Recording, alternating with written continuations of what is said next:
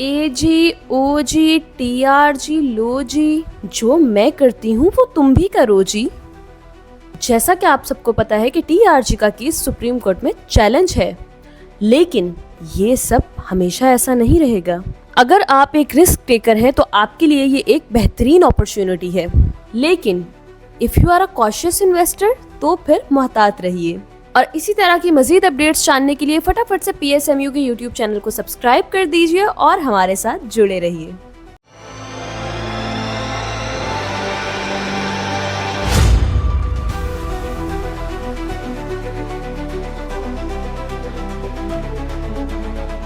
अस्सलाम वालेकुम, मैं हूं नादिया अनवार और आप देख रहे हैं पाकिस्तान शेयर मार्केट अपडेट्स। नाज़रीन, इस वक्त हम हालत जंग में हैं। जी हाँ, बिल्कुल। और इस वक्त बातचीत कुछ चल रही है कि इस वक्त शायद वॉर जो है इख्तितामी लम्हात में आ चुके हैं, क्योंकि कल जिस तरह का स्टेटमेंट आया था डोनाल्ड ट्रम्प की तरफ से कि जो है इस वक्त बहुत जल्द जो है ये जंग ख़त्म होने वाली है। और इस न्यूज़ की वजह से ही हमने मार्केट में जो है एक थोड़ी सी पॉजिटिविटी आज हमने देखी। 2500 पॉइंट्स की हमने देखा कि मार्केट अपसाइड पे भी गई।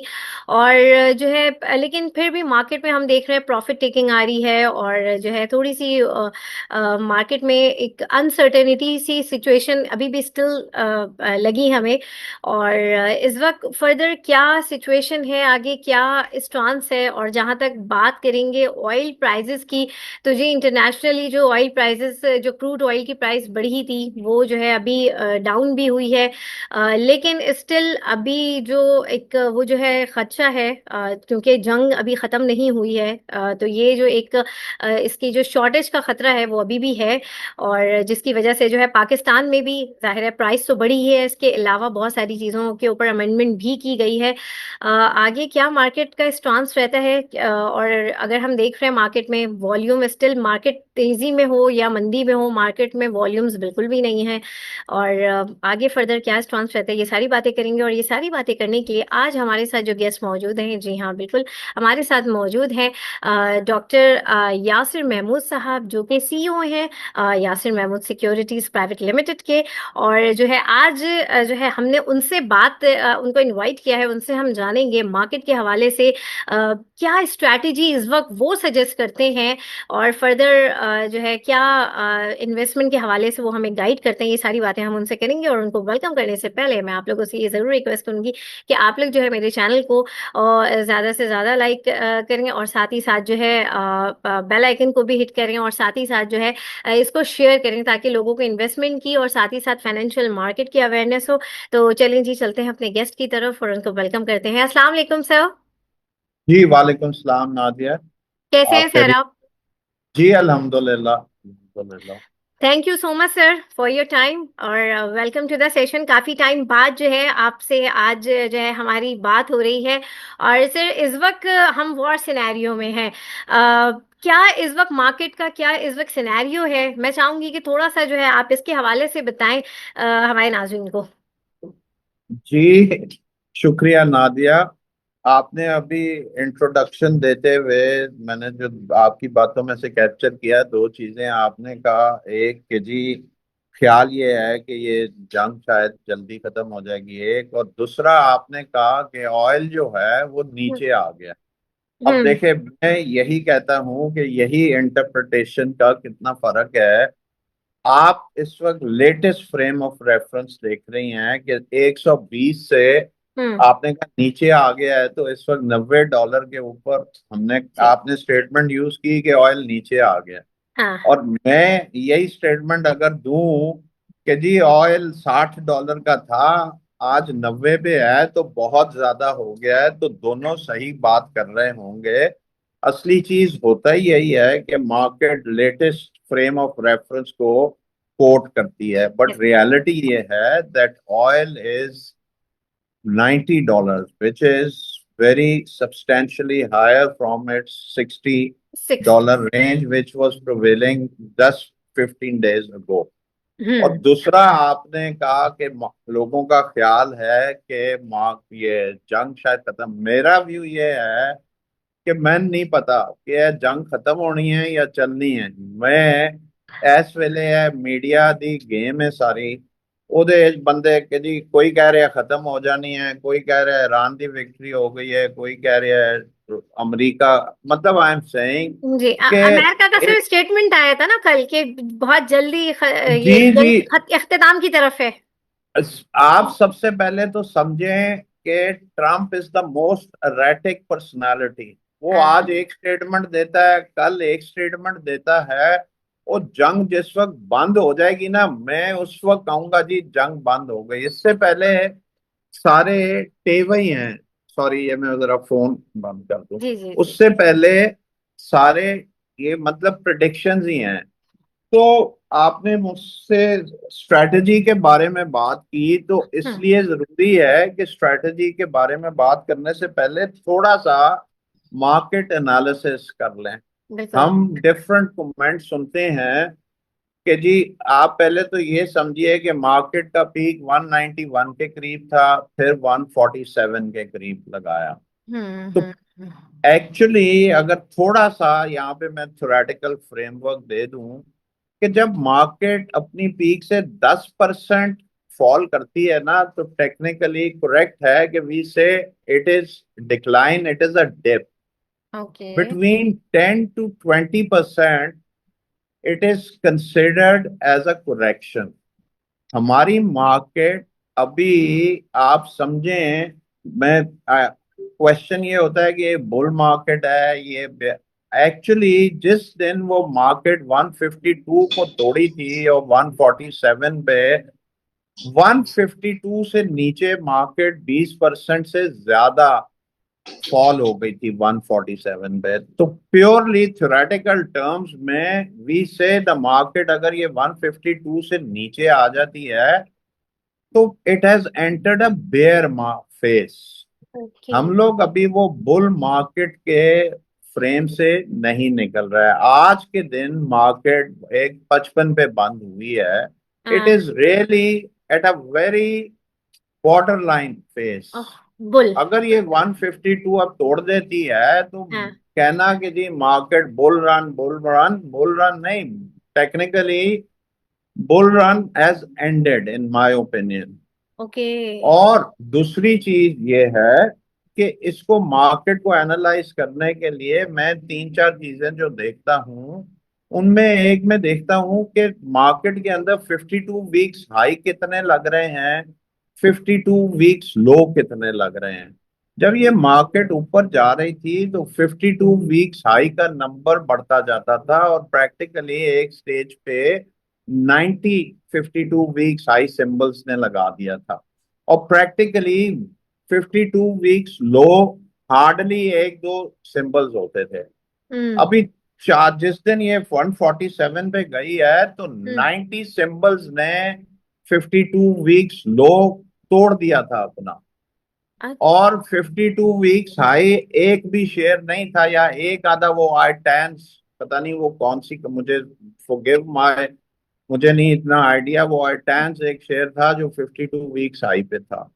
फिर दूसरा ये, यानी एनालाइज, अगर आप ऑब्जेक्टिवली देखना चाहते हैं हाँ। तो ये देखें कि ये एक 85 शेयर्स अपना 52 वीक्स लो एक साल का क्रॉस कर गए।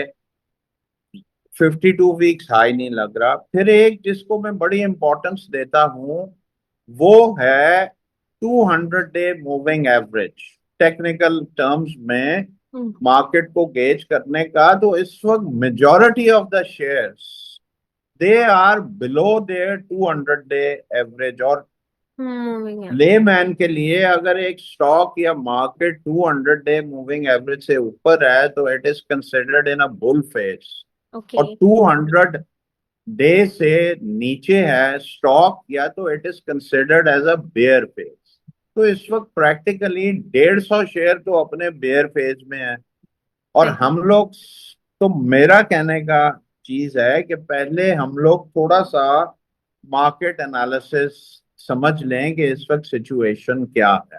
मुझसे अगर आप पूछें कि कल मार्केट ने ऊपर जाना है या नीचे जाना है, तो नादिया मेरा स्ट्रेट आंसर होगा मुझे नहीं पता ये ऊपर जाना है या नीचे जाना है।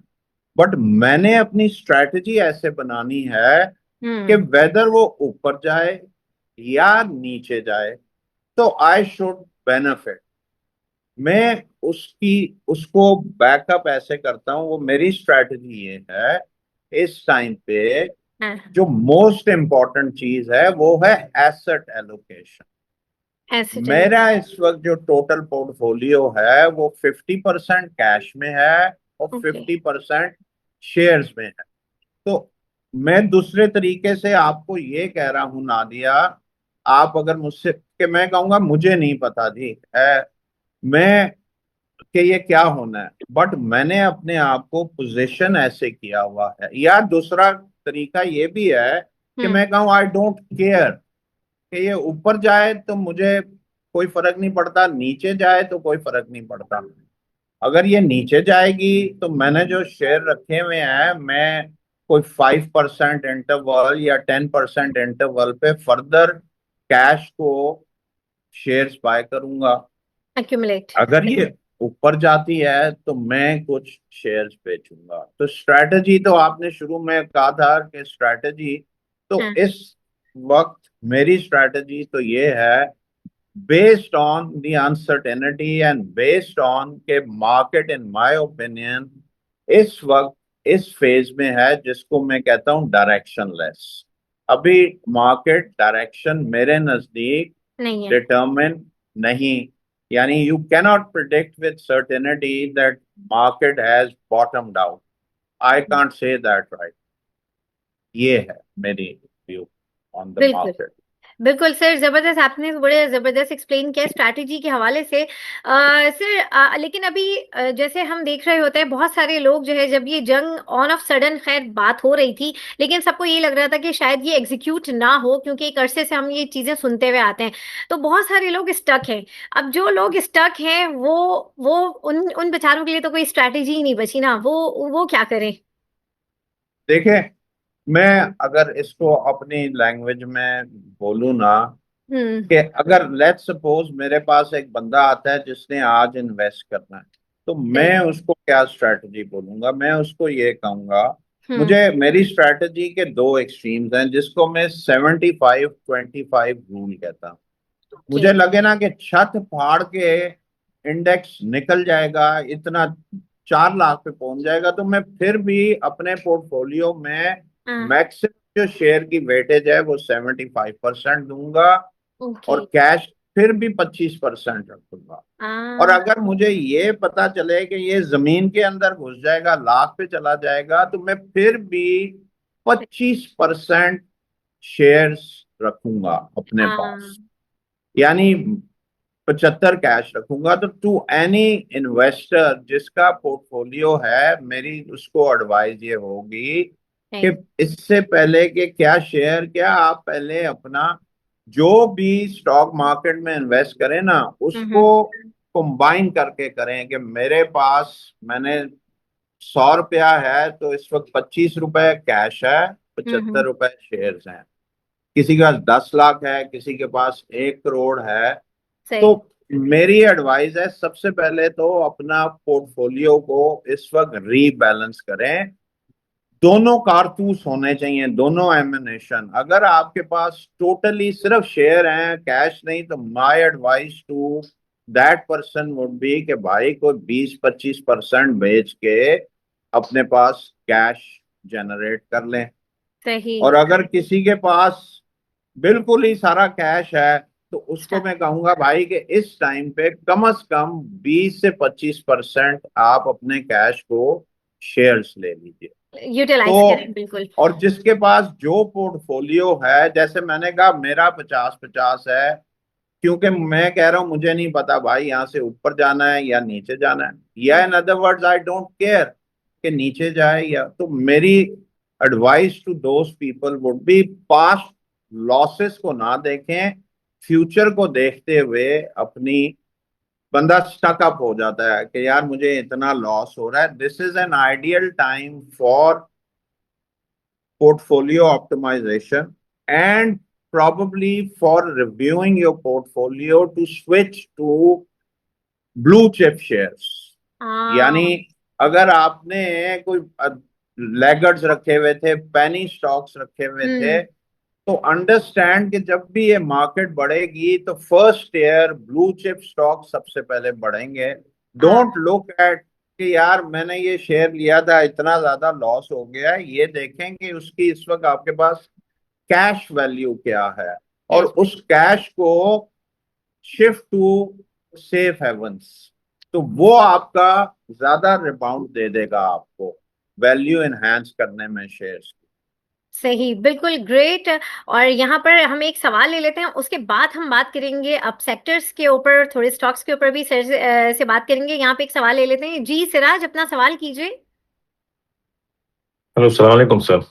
जी वालेकुम सलाम। सर, एक तो अब मैं आप पहले आपसे शिकवा करूंगा कि आप अवेलेबल नहीं होते कहीं भी सोशल मीडिया पे। आपकी कोई वीडियो और लेक्चर मिलते नहीं है, बड़ी मुश्किल से कोई वीडियो मिलती है आपकी। और उसका नतीजा ये निकलता है कि हम लोग जो हैं वो ऐसे लोगों को सुनते हैं जिनके पास नॉलेज नहीं होती, और लोग जो हैं वो पेनी स्टॉक्स में फंस जाते हैं। तो मेहरबानी करके आप आया करें हमारे प्रोग्राम में, कम से कम महीने में एक बार आएं ताकि लोग आपको सुन सकें, नहीं नहीं, बेनिफिट हो। मैं इंशाल्लाह, मैं वैसे I teach a course in LUMS, तो जी अगर आप लाहौर में हैं you can always join that course. It sir, will be. मैं हूँ डैलिस में। अच्छा अच्छा अच्छा, ओके ओके, ठीक तो है सर। सर अब आपने आना है सर, अब आपने वंस इन अ मंथ जो है अब आपने आना है सर। अब आपकी तो जो है रिक्वेस्ट आ गई है।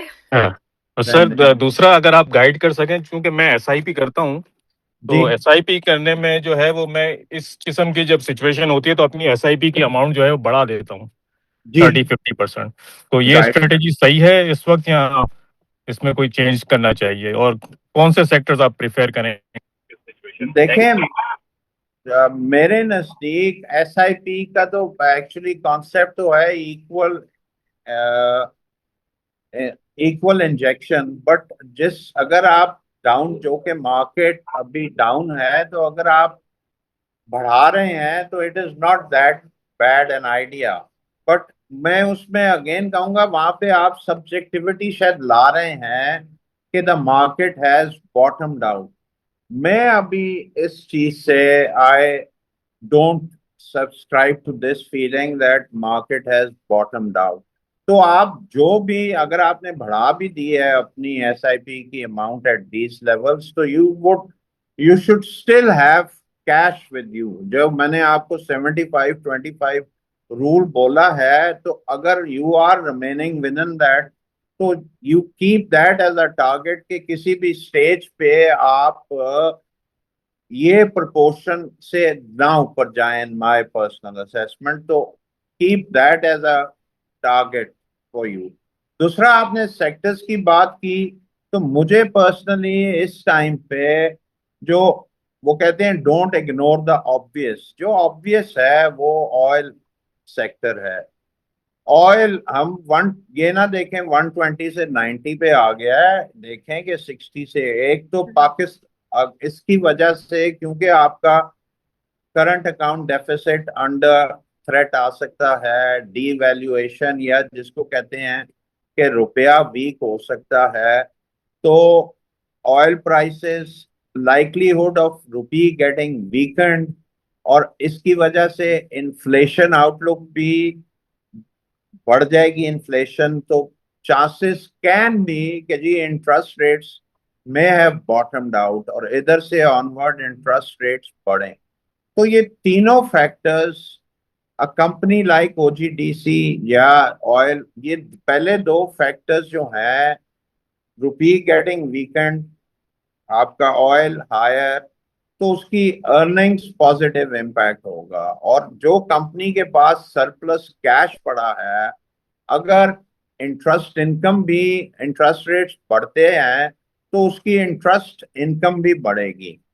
तो इस क्राइटेरिया पे देखते हुए मुझे oil and gas appears to be the most, oil and gas exploration as the sector to be in, ज्यादा वेट इसके अंदर होना चाहिए।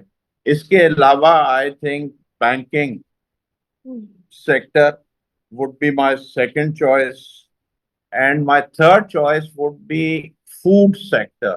वो मैं I would tend to stay away from those sectors जिनका रॉ मटेरियल इंपोर्टेड है। अब आप ऐसी कंपनीज देखें जो कि लोकल सप्लाई और डिमांड पे चल सकती हैं, इंडिजिनस, यानी दे आर नॉट डिपेंडेंट, और देयर इंपोर्टेड इनपुट्स उसकी लोकल इनपुट्स हैं, और उसकी डिमांड भी बेसिकली आपकी डोमेस्टिक है। तो मैं उस पे समझता हूँ फूड इज वन सेक्टर जिसको मैं कंसिडर करता हूँ, वो इस क्राइटेरिया पे पूरा उतरता है। I hope I have answered your question. Thank you sir, thank you very much, बहुत बहुत शुक्रिया। बहुत शुक्रिया सिराज साहब। जी अहमद साहब अपना सवाल कर लें।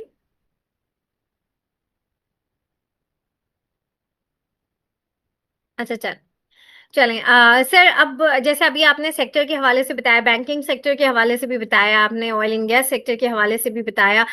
सर जैसे कि आपने 3 सेक्टर दिए, फूड सेक्टर का भी आपने कहा, एक सेक्टर ये भी है फार्मा सेक्टर, इसको आप कैसा देख रहे हैं? क्योंकि ज़रूरत तो अगर हम देखें तो इसका रॉ मटेरियल के हवाले से भी थोड़ा सा मैं चाहूँगी कि इस सेक्टर को भी थोड़ा सा एक्सप्लेन करें कि क्या करना चाहिए इस सेक्टर में। देखिए, फार्मा सेक्टर एक एंगल से जिसको मैं कहता हूँ रिपीट परचेज फैक्टर हाँ हाँ। के कंटिन्यूअस रिक्वायरमेंट, तो उस क्राइटेरिया के ऊपर तो फार्मा सेक्टर बिल्कुल पूरा उतरता है सही कि है। इसकी कंटिन्यूअस बाइंग होनी है, जो मेडिसिन, यानी उसके अंदर रिपीट परचेज का इंस्ट्रूमेंट है, उस हाँ। बेसिस के ऊपर it is a good sector. Okay. लेकिन उसके जो रॉ मटेरियल है, हम्म। आजकल के एनवायरनमेंट में सप्लाई डिसरप्शंस, पता नहीं क्या, how the things would unfold, तो हाँ। उसका element of imported raw materials, तो हम्म। उसके मार्जिन स्क्वीज हो सकते हैं। तो ओके। ऑन दैट काउंट ये दोनों, हर कंपनी स्पेसिफिक आप देखें कि जिसके ये एस्पेक्ट्स एक एंगल से पॉजिटिव है, दूसरे एंगल से इट इज सही। Still dependent on imported raw import. Material. हाँ बिल्कुल, ये बात बिल्कुल सही कही आपने सर। और थोड़ा सा आप मुझे थोड़ा सा स्टॉक्स के हवाले से बताइए, ये तो आपने सेक्टर वाइज बता दिए। अब थोड़ा सा मैं चाहूंगी थोड़ा सा स्टॉक के हवाले से भी थोड़ी सी गाइडलाइन कर दें, फिर आखिर में एक सवाल लेंगे हम।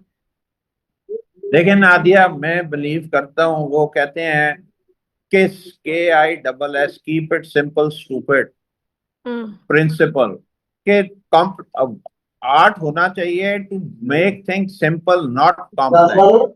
सिंपल के ऊपर कहता हूँ कीप थिंग्स सिंपल। ये जो लेवल्स हैं, जो पाकिस्तान की लार्जेस्ट कंपनीज हैं, हाँ।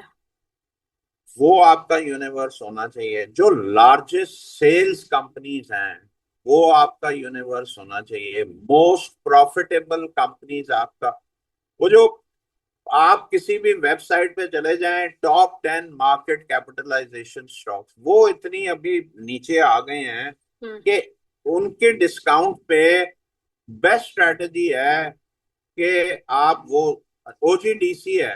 हाँ। अब OGDC, ये इनहेरेंटली इस वक्त जो एल्गोरिदम है is favouring that stock, it is हाँ। The largest company.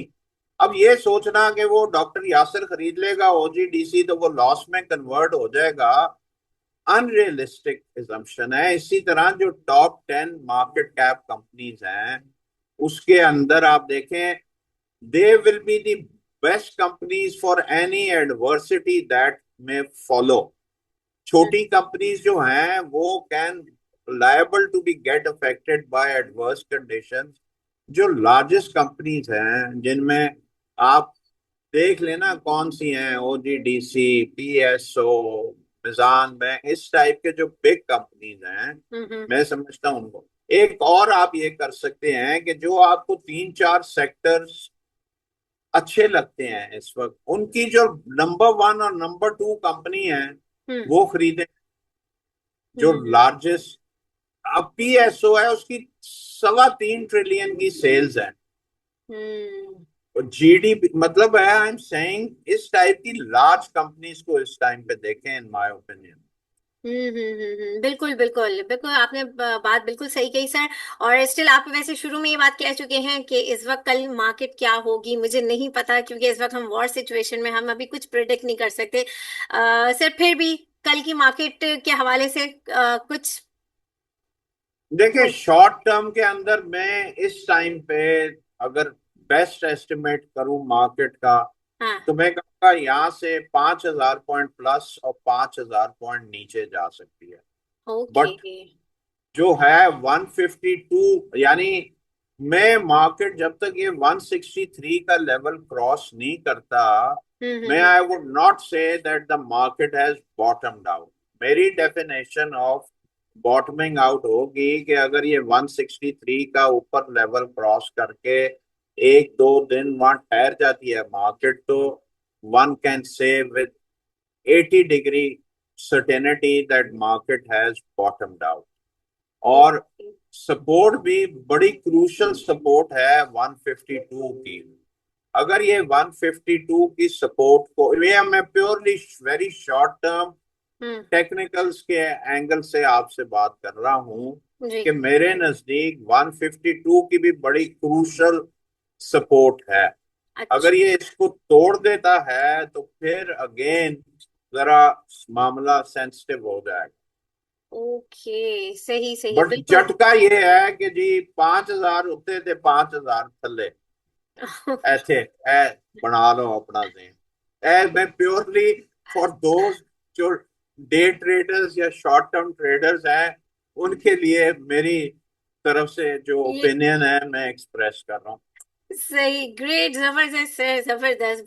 जो है it was great to discuss all this, और जो है thank you so much sir Yasir आपका, और जो है हमारे साथ जितने भी पार्टिसिपेंट्स हैं आप लोगों का भी बड़ा शुक्रिया। और नाज़रीन, यहाँ पे लूंगी मैं इजाजत, इंशाल्लाह आप लोगों से फिर मुलाकात होगी, तब तक के लिए अल्लाह हाफिज। Thank you sir, thank you.